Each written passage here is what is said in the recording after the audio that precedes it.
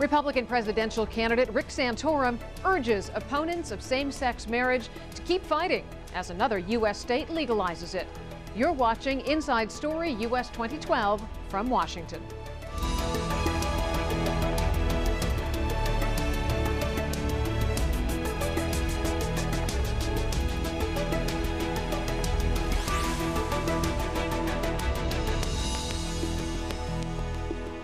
Thanks for joining us. I'm Lisa Fletcher. 7 U.S. states and the District of Columbia have now legalized gay marriage. Washington became the latest state on Monday. In California last week, gay rights groups celebrated after a ruling that the state's ban on same-sex marriage was unconstitutional. With at least 3 other U.S. states actively considering legalization, it is an issue likely to be decided by the U.S. Supreme Court. As Republicans do battle for their party's nomination, the top candidates oppose gay marriage, and none more loudly than former Senator Rick Santorum, who has warned that unless traditional marriage and the family are protected, quote, our country will fall. He wants one marriage law for all 50 states and an amendment which would invalidate existing gay marriages. I would be a voice in speaking out for making sure that every person in America, gay or straight, is treated with respect and dignity and has the equality of opportunity. That does not mean that I would agree with certain things that the gay community would like to do to change laws with respect to marriage or respect to adoption and things like that. In the very beginning in 1994, I said to the gay community, I do not favor same-sex marriage. I oppose same-sex marriage, and that has been my view. But if people are looking for someone who will discriminate against gays, or will in any way try and suggest that people that have different sexual orientation don't have full rights in this country, they won't find that in me.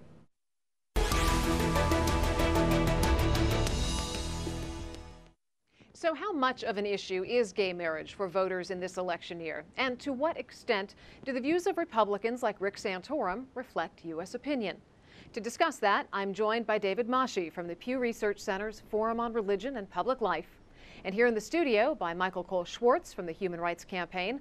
They're the largest group promoting gay equality in the U.S. And by Maggie Gallagher, co-founder of the National Organization for Marriage. Thanks to all of you for being here. Thank you. So we just heard from the 2 Republican frontrunners who have made their positions against gay marriage very public and very defined. Maggie Gallagher, I want to start with you.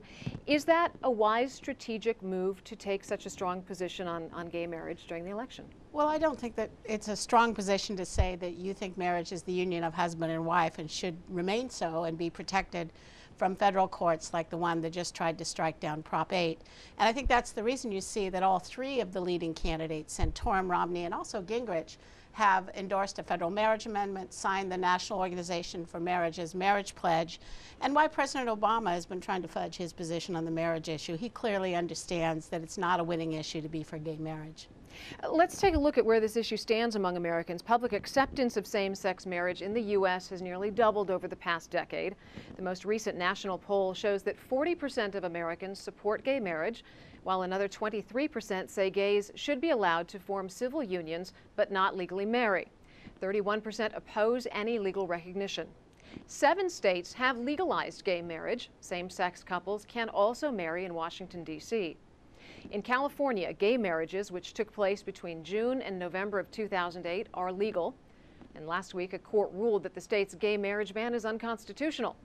And bills supporting gay marriage are making their way through the legislatures of Illinois, New Jersey, and Maryland. David Masci, talk about the trends here and what the U.S. opinion is on gay marriage. Well, there's no question that there's been a shift in opinion more in favor of same-sex marriage in the last 10 years. We at Pew have been polling on this issue since 2001. And in 2001, there was almost a 20-point difference between those who opposed same-sex marriage. They were in the very, very clear majority, and those who were in favor of it, who were in a very clear minority. Today, our polls show that it's virtually even. I think the last one that we did in October of 2011 showed 46% of Americans opposed to same-sex marriage and 45% of Americans in favor. So it's gone from being a clear majority against same-sex marriage to essentially a divided country. on this issue. Michael Cole-Schwartz, what do you attribute the uptick in support for gay marriage to, and then contrast that with the position Rick Santorum is taking? Well, clearly the American people are going through an evolution on this issue, whereas once this may have seemed like a distant issue that, you know, had to do with someone else. More people are coming out. People are realizing that same-sex couple lives down the street. They might be your friends or your relative. And I think American people are coming to realize that loving, committed couples, no matter they be gay or lesbian or heterosexual, want and deserve the same kinds of protections. So that's why you're seeing this trend. And what's happening in the Republican primary, unfortunately, is you're seeing a lot of rhetoric that goes against that idea, that is divisive and is excluding gay and lesbian couples from marriage. So, you know, I think what may be playing well in a Republican primary is going to be difficult for those candidates when they enter the general election. Maggie Gallagher? Well, Michael, I just think you're living in a dream world if you think it's going to hurt a candidate for the President of the United States because he's not for gay marriage. Maybe in the dream world you'd like to create in 20 or 30 years. But in the world we live now in, every single time the American people have had the chance to vote, 31 out of 31 times, not just in those funny states down south, but in deep blue states like California and Maine, when they've really had a chance to vote, they've said, yeah, we do want to express respect and concern for gay people, but we really don't think two guys in a committed relationship are a marriage, and that's not what we want law to teach our children and grandchildren. Let's take a look at how gay marriage rates as an issue for voters in 2012. In a series of polls conducted last month, more than 50% of voters said the economy is the most important issue, while issues of moral or family values ranked as most important to only about 2% of those polled. In a New York Times CBS News poll published on Tuesday, few Republicans who described themselves as primary voters said they wanted to hear the candidates talk about abortion or about gay marriage. Is this a winning issue, David, for Republicans? Is this a vote getter? I don't think it's something that most voters are really thinking a lot about, to be honest with you, and I think the polls that you cited show that. We did a poll early this year asking people what their sort of top concerns, the biggest issues that they're thinking about as they think about who they're going to vote for are. Same-sex marriage didn't even rate in the top 20. You know, the only thing that was even close was a sort of decline in morality. And that could be anything from same-sex marriage, depending on your perspective, to what's going on, let's say, or perceptions about what's going on Wall Street or whatever. So most people are concerned, as you said, about the economy. They're concerned about jobs, taxes, the budget. They're concerned still about terrorism. But same-sex marriage, abortion, the so-called culture war issues, they're not really on the top of people's agendas, most voters' agendas. Now, there are people, you know, particularly socially conservative people and very socially liberal people who think of these issues as being more important than, say, people in the middle. And there are times, and maybe your guests can speak a little bit to this, there are times when things like same-sex marriage do come to the fore. We saw that to some degree in 2004, in the 2004 presidential election. And of course, that was just after Massachusetts had become the first state to legalize same-sex marriage. And I think that surprised a lot of people in this country. And so the issue, I think, really bubbled up, not quite to the top, but certainly a lot higher than it had been, and I think a lot higher than it is right now, in at least the minds of many voters. Michael Cole-Schwartz, do you agree? Is this an important issue for voters? Certainly the economy and jobs are what voters are caring most about this election cycle. And I think when you contrast that to the Republican candidates going out there talking about making life harder for families, and those would be gay and lesbian families who are married, who want the same things under the law, that's the disconnect. When you have, when you're running on a platform of saying we want to make it more difficult for these types of families, that's where they're getting away from that economic message that is what the American people want to hear. Is this an anti-family message, Maggie? Well, I don't think so, but I'd like to go back to the political because I just happened to be looking at the polls, the Quinnipiac poll from Ohio, which shows, which is a must-win state for both the Democrats and the Republicans. It's a key swing state. And among all registered voters, not just Republican primary voters, Rick Santorum is emerging as the Republican who voters say cares most about the problems that people like them face. So I think a lot of this is a false dichotomy that's media created and media driven. You can stand for traditional values, including marriage as the union of husband and wife for the value of every human life, and you can take your case to the broad American people on creating an America that makes us all better off. So how do we explain Santorum going up in the polls with his strong pro-family, pro-traditional values message, yet the other polls that we see, David, saying that public acceptance of gay marriage is equal, if not slightly higher than it has ever been? Well, I don't think it's necessarily same-sex marriage or gay marriage that's driving support for Santorum. I do think that it's an issue, particularly for him, because he's staked it out as a big issue throughout his entire career. And of course, we had other things that have come to the fore in the last couple of weeks. The fight between the White House and the Catholic Church over the new Health and Human Services regulations regarding contraception and health insurance. That may have helped him as well. But we've also seen a lot of Republican candidates come up and then go down again. And I'm not saying that's going to happen to Rick Santorum, but there's been a lot of churn, a lot of flux in the Republican race. This may just be that, or obviously it may be something else, but we don't really know yet. And I think it's hard to say for sure what's absolutely driving his candidacy and his success in the last couple of weeks. I think that's totally fair, and we'll see what happens. The pundits have been wrong all along, and I'm not predicting the future. But I will answer that question. I think that Americans like to see a guy who's standing up for what he thinks is right, even if maybe they don't agree with him. And one of the things Rick Santorum is definitely benefiting from is that people don't think he's poll tested, focus group tested, that he has core convictions.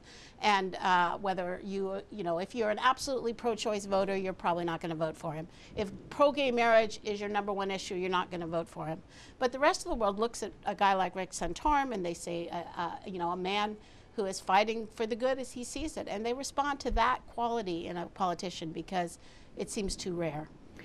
Narrowly on this gay marriage issue, public polling is contradictory to what your party stands for, and certainly what Rick Santorum no, that's stands not for. What didn't the Pew poll just say that only 40% of America, this was you broke, only 40% support gay marriage. And I'll tell you what we found is that polls have consistently overstated support for gay marriage because Americans are becoming sensitive to how the question is worded, and they're also concerned about, they don't want to appear anti-gay. But when you go to the polling booth, it's clear that this is a very mainstream winning position in America today, whatever Michael hopes to create in America down the road. Well, certainly, though, the point that you're missing is the evolution that we're going, the direction that these numbers are moving, where support was, half of what it is now, maybe 10 years ago. We're seeing the trend go toward more equality, more acceptance for gay and lesbian couples. I think that's true, but progressives treat trend lines as a substitute for a faith in God, excuse me.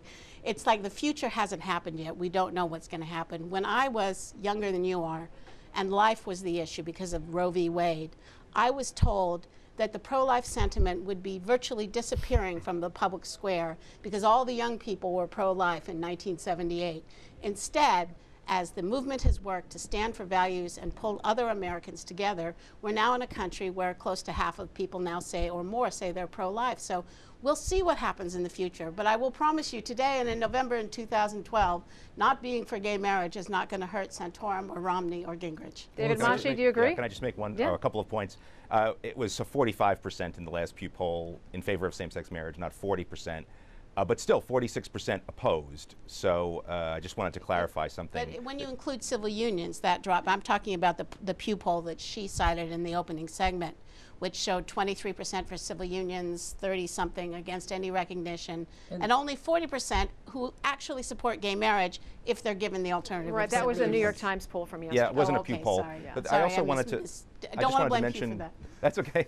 I just wanted to mention also, I agree with Maggie when she says that polling sometimes doesn't get this. In California, there were a whole slew of polls before Proposition 8 was approved that showed Proposition 8 being defeated.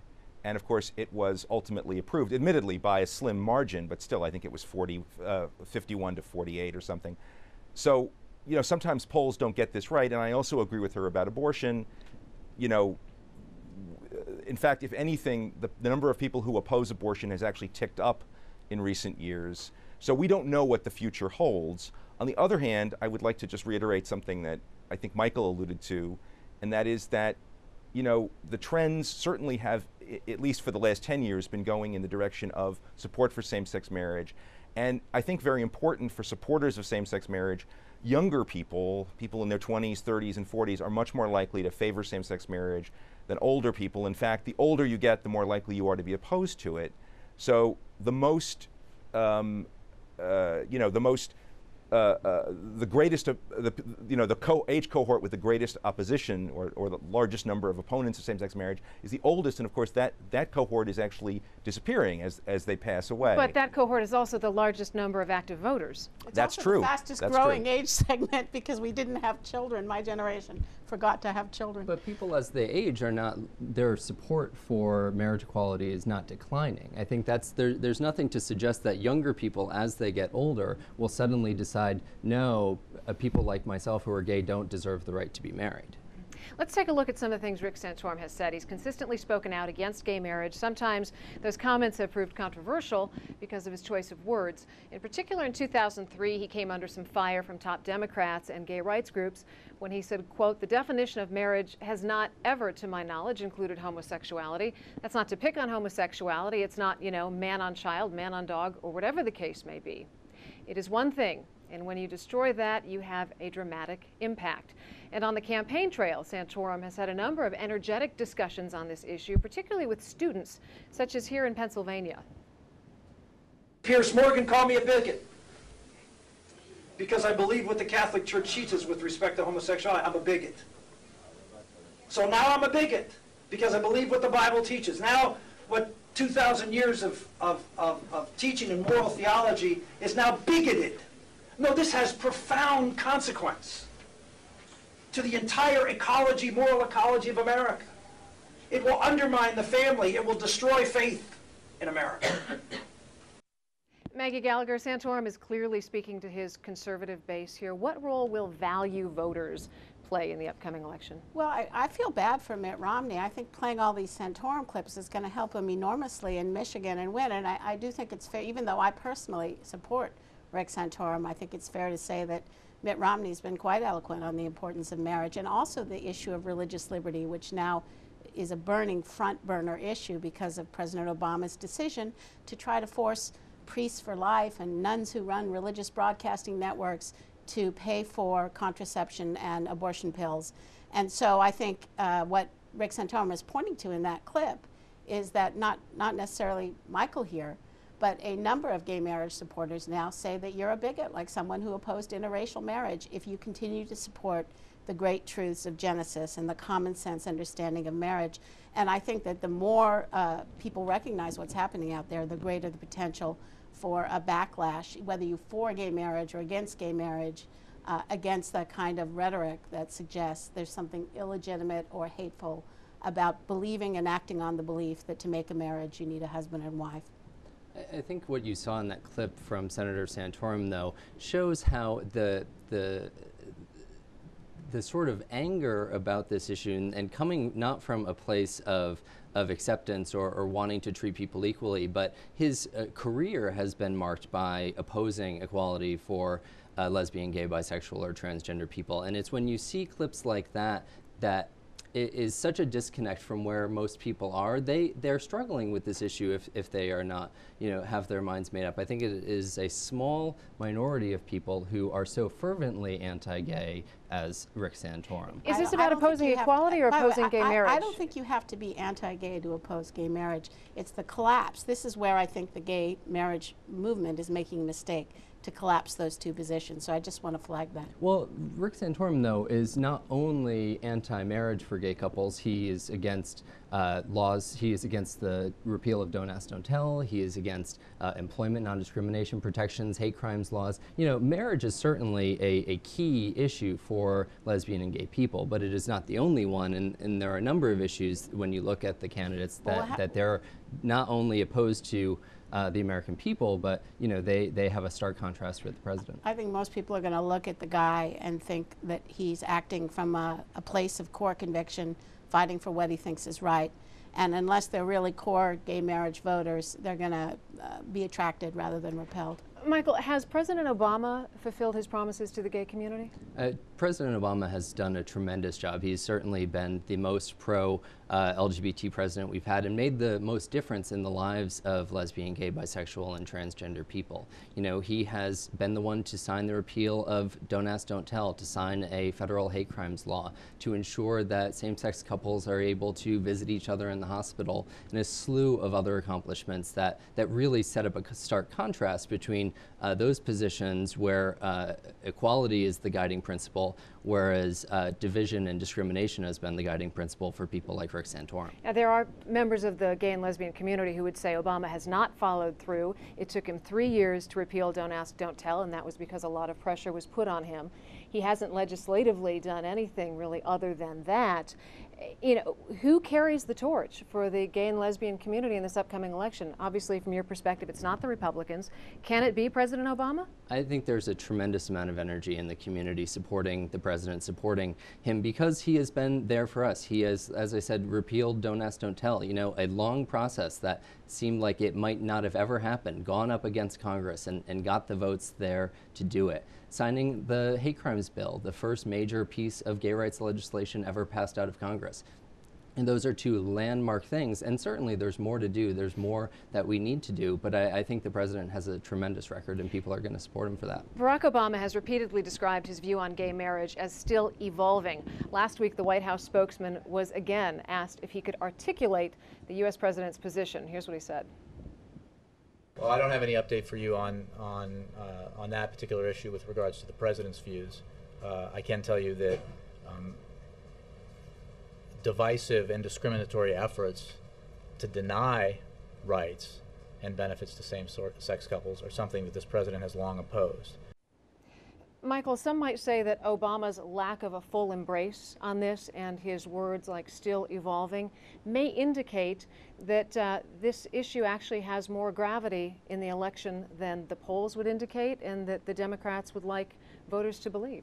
Is that the case, do you think? Well, I certainly can't get inside the president's head. I think, though, how he has described his evolution on this is something that's indicative of the way many Americans are feeling about this. You know, they have gay friends, they have gay family members, they have gay coworkers. You know, marriage has been an issue that maybe they haven't gotten over the hurdle with, but, you know, they're working through it, they're talking about it, and that conversation is good. I think the fact that we're having that conversation as a country is the reason why we've propelled forward, the reason why we are seeing marriage now in 6 states, in the District of Columbia and Washington State becoming the 7th, hopefully. You know, that is why we are moving in that direction. It's because people are having that evolution and that we continue having those conversations. Speaking of evolution, New Hampshire may be about to become the first state to repeal gay marriage, so evolution works in both directions. But I think fundamentally President Obama is hoping that the Supreme Court will carry his water for him